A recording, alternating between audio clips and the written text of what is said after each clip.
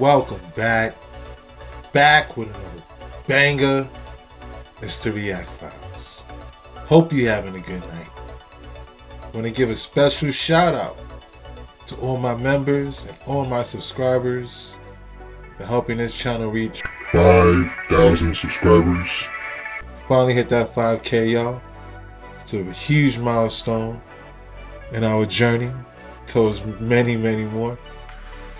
And if you haven't already, please take a second to smash that like, subscribe, ring that notification bell, just to make sure the algorithm knows what's up.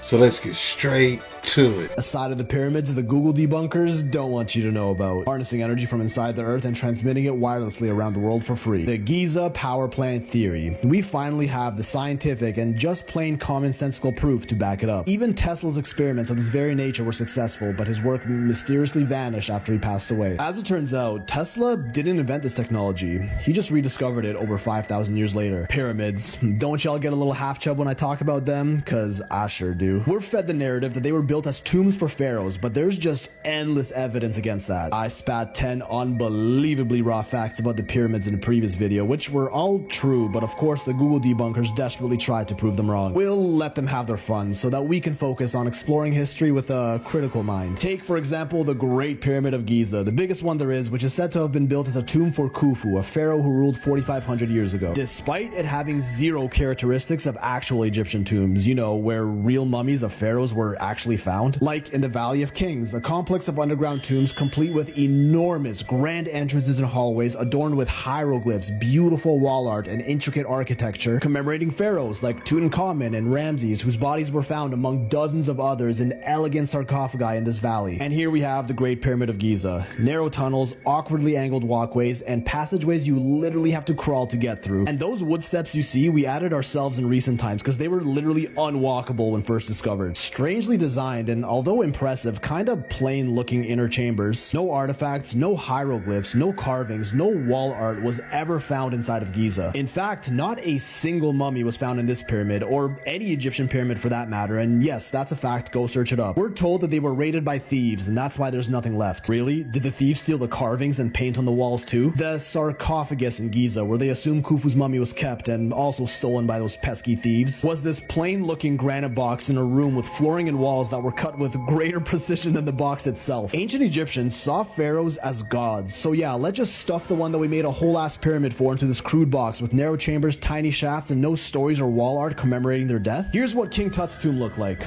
and King Ramses.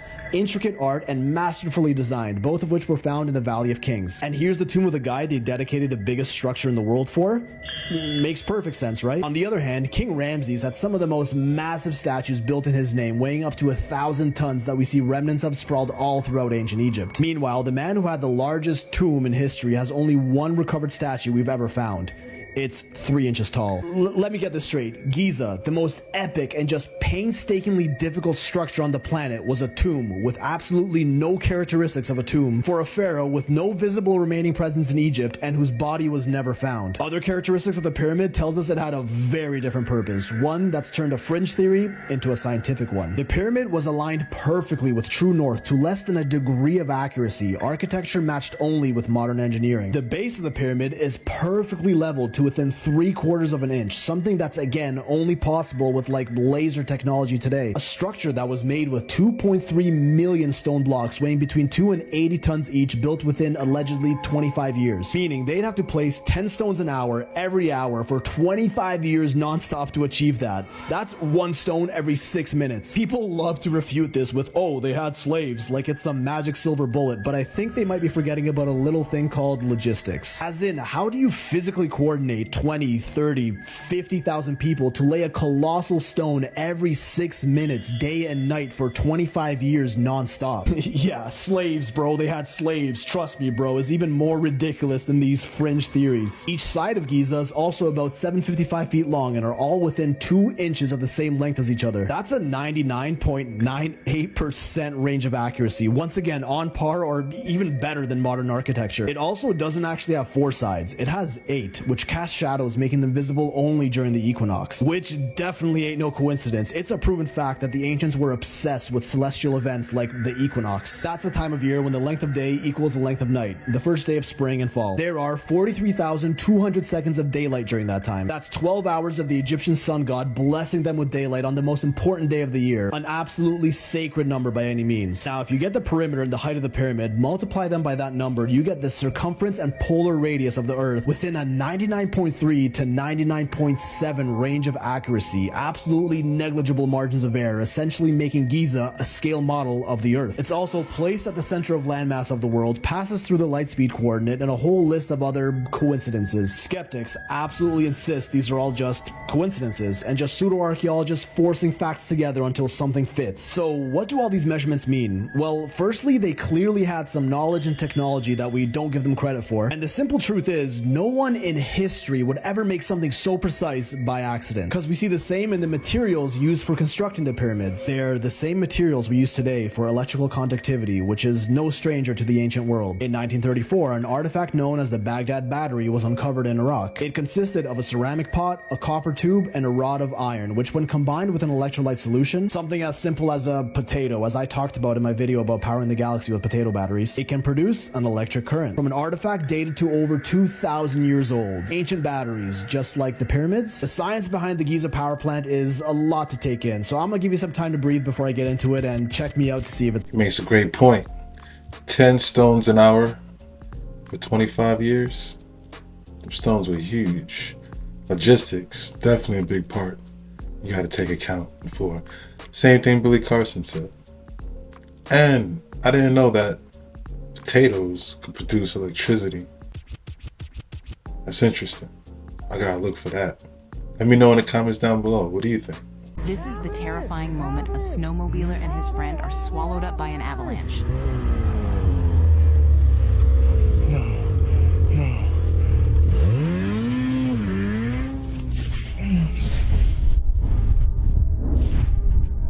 Thankfully, a rescue party reached them just in the nick of time, and they escaped without any major injuries. Sitting here like this. What happened, miss? Trying to be a good video guy for Jake. And this is how I get treated. Didn't go as planned. Didn't go as planned. Yeah, he waited for that. Like he was waiting for a wave surfing at the ocean. I think he forgot where he was at. During one of his regular YouTube shows on January 30th, 2012, Pastor Paul Begley experienced an unexpected incident. As he was concluding his daily message, he started squeezing a stress ball featuring an image of the devil while making negative comments towards it, challenging it not to disrupt the Word of God. Suddenly, something occurred that prompted the pastor to abruptly stop recording and switch off the camera. Double dog dare the devil to mess with the Word of God. You can't do that. That's a little teaching for you to teach our children. You have authority over the devil. That double dog dare the devil to do what? To deal with the Word of God. And that's what these guys are doing. They're dealing with the Word of God.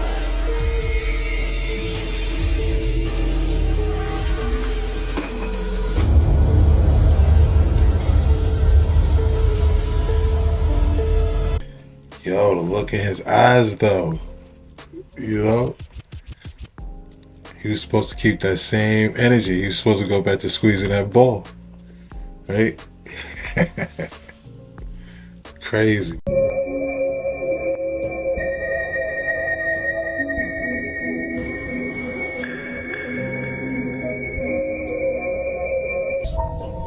What is that? It's not a person.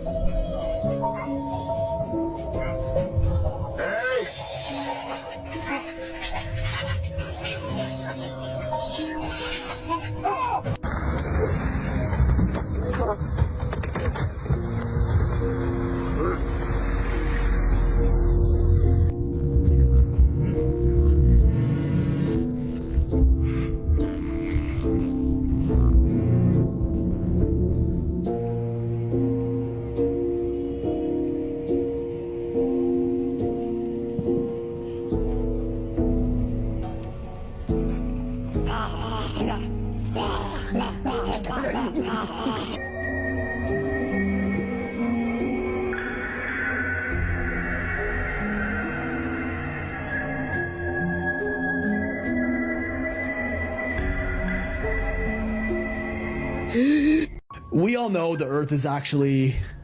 Oh, okay, no, we're not doing that. What? Yeah, we're doing this?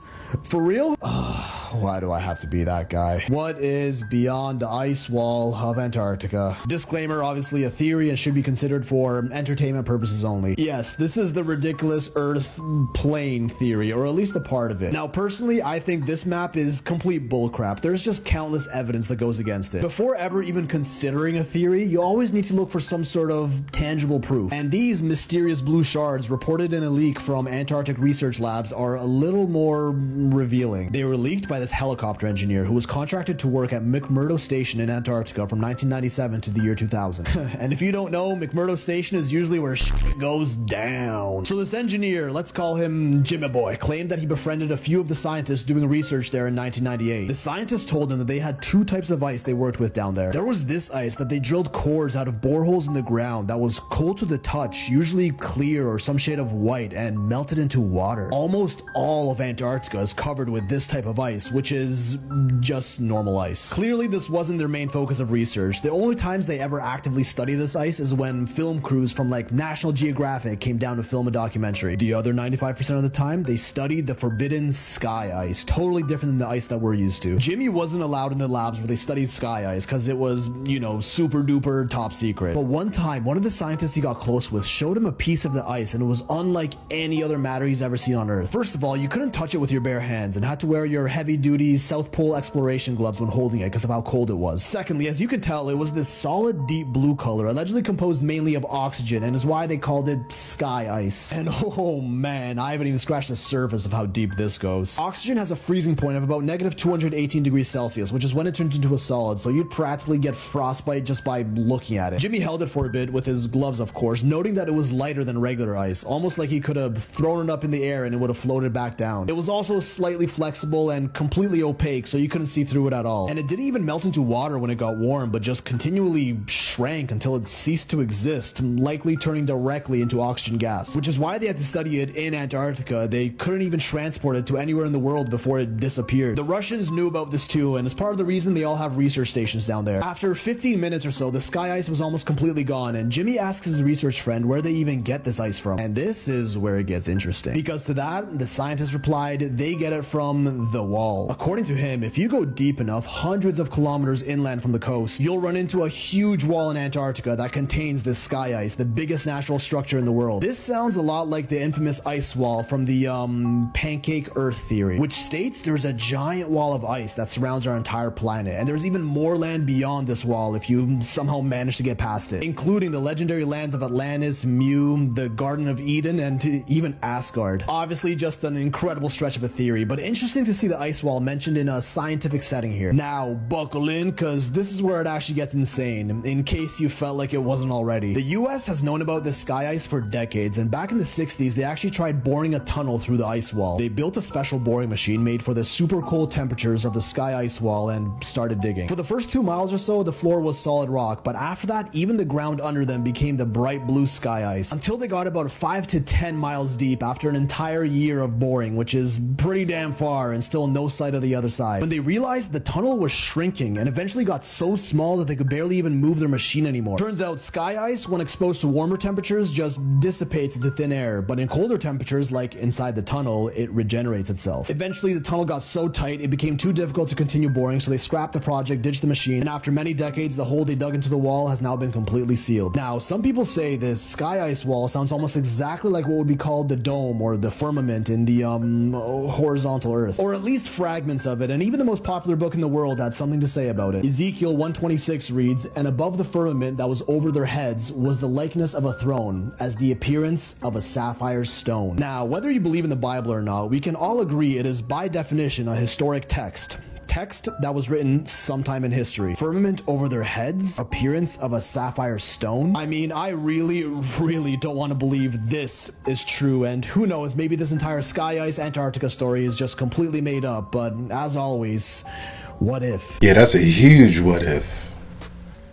It's crazy how Asgard is on that map.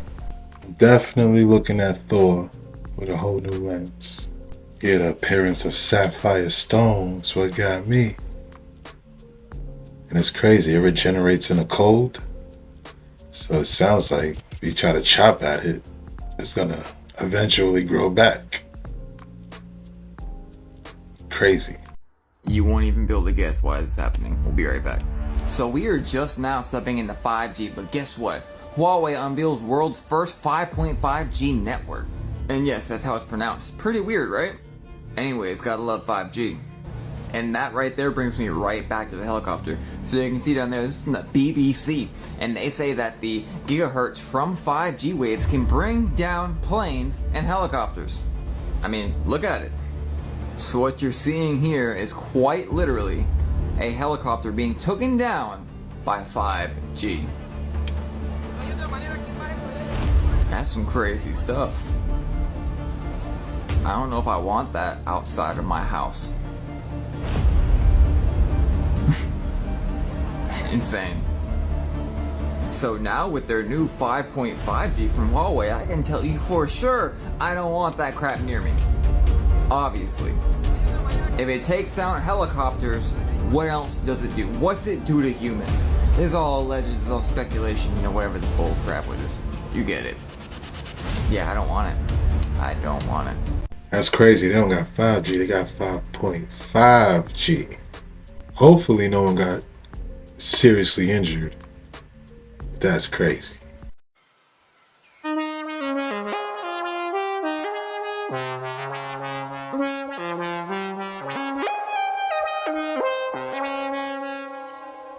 Okay, so potatoes make electricity, mushrooms make music. And then if you have something called a JED, it looks like a Tesla coil, and it's all over Egypt. Everywhere you look in hieroglyphs, it's everywhere, and they have cables coming out of them, electric cables. They were connected to their electroplating devices, light bulbs, anything that needed electricity was connected to the JED. The JED would capture the ambient electricity from the obelisk. The obelisk were like electric wire poles in your neighborhood, basically, but just doing it all wirelessly. And by that method, they were able to transmit the wireless energy all around the region, and the JEDs would capture that energy, and they can power whatever they wanted. Now, what's also interesting about the Great Pyramid, a small amount of that water would be pushed up into the pyramid and down into the Queen's Chamber. Now the Queen's Chamber, when you analyze it and look at the x-rays of it, you discover something interesting. It operates like an electrolysis machine. Why electrolysis? If you use electrolysis with running water, you can extract the hydrogen atoms out of the water, which is what we do in different types of engines that we have right now. The Navy has a ship that never has to come back for gas because it just takes the water from the ocean, extracts the hydrogen atoms, and pushes it into a chamber for engine combustion, and they run on hydrogen. They don't run on gas anymore.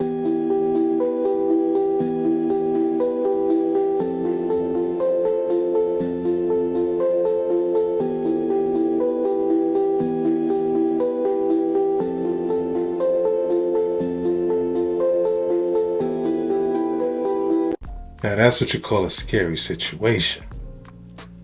Boy, that was sticky. Shout outs to the rescuers. Shout outs to the driver. Good thing she didn't move. Deadliest computer viruses in the world, part 7. So I came across this countdown of the worst viruses ever, and I just had to go through it to see how bad they get. F it, I know why you're here. We're going straight to number 1. Let's try it out. This is the Wanna Decryptor, aka the WannaCry ransomware Trojan, and you could probably guess what it's gonna make you wanna do. This virus first made headlines when it infected the NHS, Britain's public national health services, in May 2017. And it's one of those viruses that when it hits, it spreads like wildfire, ripping through over 200,000 computers worldwide and an estimated $4 billion in damage. You know the drill. Someone gets an email with a link, they click on it, download a sketchy .rar file, and eventually you get something like this on your computer. Well, I did just that and have it right here. So let's see what this thing does. WannaCry, here it goes. Right away, we see a whole bunch of files opening up on the desktop, and we enter stage 1, unload. It just produced a whole bunch of working files, including its signature.wnry file types, as well as the task data folder, which is what it uses to do its dirty work. Now we see our desktop background change, letting us know that it just completed stage 2, encryption. It scanned all of my drives for all these file types you see here and locks them behind an encrypted wall, tagging them with its .wnry extension, meaning all my files still exist, but I just can't access them anymore. It also just deleted all of my recovery and backup files, so I can't even restore a system point if I wanted to. Smart. Let's see what it says back here. Oops, your important files are encrypted. If you see this text but don't see the wanted decryptor window, then your antivirus removed the decrypt software, blah, blah, blah. Please find an application file named @wanteddecryptor.exe, run and follow the instructions. All right, well, first we better run a virus scan on our computer. Safety first, right? Okay, so I see the @wanteddecryptor.exe file right here. I'll open it up, but first I wanted to mention that this virus just low-key ran stage 3 behind the scenes, spread. It scans for any other computers connected to my network, enters them using port 445, a known vulnerability in Windows at the time, and automatically infects those machines as well. This is exactly how this worm was so devastating for corporations with hundreds of PCs. Luckily, this one isn't connected to any network, so it didn't actually get to do that on this computer. Now, let's see what opening this exe file does. We get this window right here, which basically tells you all your files have been encrypted, and the only way to save them is by using their decryption service. And we have officially entered the fourth and final stage, ransom. Pause if you want to read the whole pop-up, but the only way to use our decryption service is to pay them $300 to $600 worth of Bitcoin to this address. They do give you an option to decrypt some of your files for free, I guess to sort of give you hope they're not lying and they actually can recover your files. But here's the plot twist. You only have 3 days to submit the payment. After that, the price doubles. This is some real evil villain shit right here. And if you don't submit payment for a week, your files get locked forever. And here we have countdowns for both those events to make matters even more tense. Man, why do these viruses always have the ugliest UIs? You'd think these hacker geniuses can develop something nicer looking than this. What's crazy is that when this virus first spread, around 300 people actually ended up sending the Bitcoin ransom to the address. A total of 51 Bitcoin was sent, which was about this much back in 2017 and is about that much at the time of this recording. And all their files remained encrypted. Yeah, it was all just a giant scam within a scam, so don't fall for it. Yeah, that's crazy. It was a scam inside of the scam. Like you said, don't fall for it. Yeah, watch these links y'all be clicking. Gotta be careful. Man, billions of dollars in damage. I'm happy they got it figured out. The true science. Biochemistry, astrology, astrotheology, all of them put together in one. Because they are all one. The human mind is able to unify all things and to see with the optic thalamus the interrelatedness of all things rather than the division and the separateness of things. In this world, this lying system, everything's separate. Those people are black, those people are white. They're Protestants, they're Catholic. Blue collar, white collar. Third world, first world. All of these categories that only suit their interests. Lì, in Italian, mente. For instance,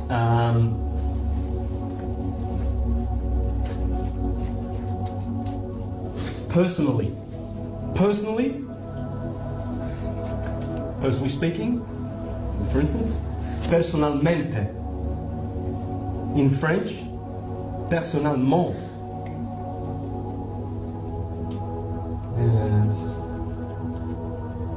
Can anyone help me? Is that right? I think it is. The Spanish, mente. Portuguese, same thing. You see? And you can go down the list and you can just have 1,000 words in any one of those languages because they're all sister languages. So that's what you're going to see today. And you're going to see how the languages change as they go through different nations and different cultures, but they're still carried through. That's why this science is the original true doctrine. This is the true doctrine. You see, Jesus and the 12 disciples are all here. Jacob and his 12 children are all here. The 12 tribes of Israel are all here. The 12 pillars, the 12 trees, the 12 everything, the 12 loaves of bread. As Josephus and Pilate spoke about. Okay, I shall endeavour not to deviate, but I had to establish that and then we can get into that. I think I've established enough so that as I read, you'll now have a grasp of what I'm going to explain. The ram, Aries, the ram, is an animal, as an animal is known to butt or bat with its head when engaged in conflict. But the word ram comes to us from Sanskrit and means high. Ram in a Hindu name is evidence that one bearing it is of high caste. The top of the head is the highest part of the body, and man differentiates himself from an animal by elevating his head or walking upright. In Hebrew, the top of the head is named Calvary, for its literal meaning is bare skull. It is truly the place of ascension. There are many references in the scriptures to lofty elevations. One says, "Look toward the holy mountain from whence cometh thy help." As the Bible and all ancient sacred writings are physiological. The above quotation refers to the upper brain or cerebrum, in which is the marvellous all-seeing eye or centre of understanding. It is the lamb of the mysteries of Attis, the lamb of the festival of Cybele, the white lamb of the Trojans, the redemption of the lost sheep, the golden fleece of Jason and the Argonauts, the Lord of hosts, etc. Allocating this with the cerebrospinal system, with which Aries deals, an outpouring of energy takes place, flowing downward into the form to rebuild and rejuvenate it. And so your bodies are doing this daily. Daily, the cerebrum is producing this beautiful fluid which descends. By the way, I just want to explain one quick thing. Oh, it's not. Thank you.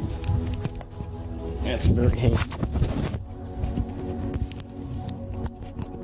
That's going to sound really horrible on the video. Where's caduceus?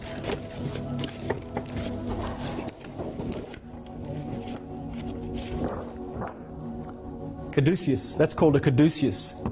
Comes from the Latin cadere, to fall. You see?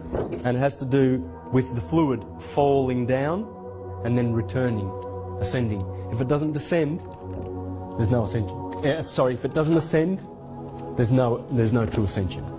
That's where the ascension comes from, within.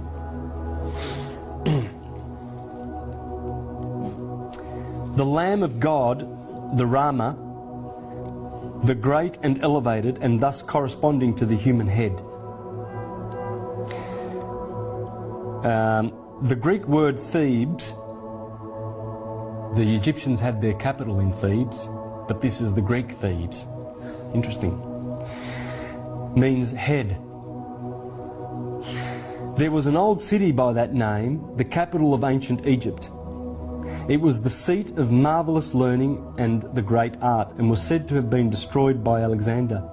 The part of the human anatomy, the cerebrum, is indeed the storehouse of man, but it is the super-conscious, not the subconscious, as has been so long erroneously taught. It's the super-consciousness, the cerebrum. Let us now consider another science, the particular branch of physiology which is termed embryology. Here we at once find a perfect allocation with nature's work in the spring. The cerebrospinal system is the first part of the organism developed, and from it the whole form materializes.